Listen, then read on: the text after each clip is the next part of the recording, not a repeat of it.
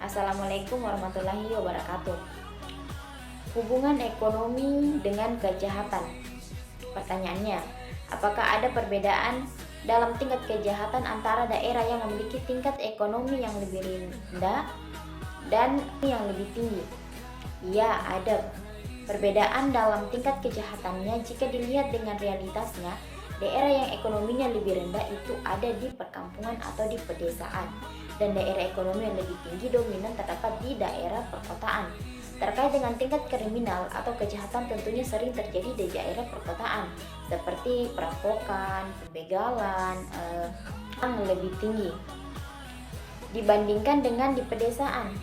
Namun, jikalau di pedesaan kemungkinan terjadinya suatu kriminal atau kejahatan di bidang ekonomi, misalnya dia itu seperti mencuri barang-barang yang lebih sedikit. Kemudian pertanyaan yang kedua yaitu bagaimana solusi dari banyak pengangguran dan semakin banyak juga kejahatan yang dilakukan oleh individu untuk memenuhi kesejahteraan mereka. Nah, solusi yang dapat ditawarkan dari pernyataan terkait pengangguran yang mengakibatkan kejahatan. Nah, yang pertama yaitu meningkatkan kualitas pendidikan. Nah, kualitas pendidikan akan juga menghasilkan generasi yang lebih baik untuk sektor-sektor seperti perusahaan yang membutuhkan orang-orang yang memang mahir dalam bidangnya. Nah, kemudian adanya program pelatihan atau magang yang diadakan dalam suatu daerah tersebut untuk menanggulangi namanya pengangguran. Nah, kemudian yang ketiga yaitu memberikan lapangan pekerjaan berupa dukungan untuk usaha kecil dan menengah. Kemudian kolaborasi antar pemerintah, sektor swasta untuk rakyat juga merupakan juga suatu solusi dapat mengurangi pengangguran yang signifikan yang dapat menciptakan atau meningkatkan kesejahteraan masyarakat secara keseluruhan. Kemudian pertanyaan ketiga yaitu bagaimana upaya-upaya yang dapat dilakukan untuk mencegah dan memberantas kejahatan ekonomi baik dari sisi pemerintah, penegak hukum maupun masyarakat. Nah, di sini upaya dalam yang dilakukan oleh pemerintah itu memperkuat regulasi dan undang-undang mengatur terkait dengan kejahatan ekonomi. Nah, itu upaya yang dapat dilakukan oleh pemerintah. Upaya untuk penegak hukumnya itu sendiri ada dua yang saya berikan upayanya, itu meningkatkan kapasitas penegakan hukum.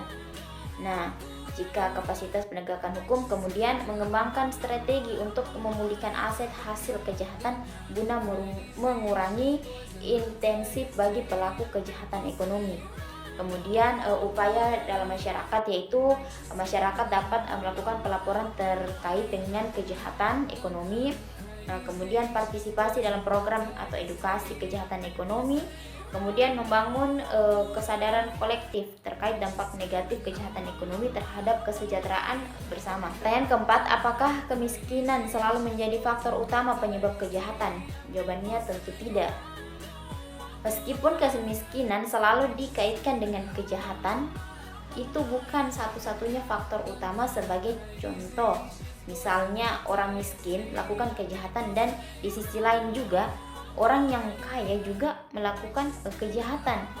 Nah, kejahatan ekonomi, maka tingkat kekayaan yang lebih tinggi akan mempengaruhi tingkat kejahatan yang lebih tinggi juga. Jawabannya tidak. Tidak selalu tingkat kekayaan yang lebih tinggi bisa mempengaruhi tingkat kejahatan seseorang, tetapi dampaknya tergantung pada berbagai faktor sosial dan ekonomi.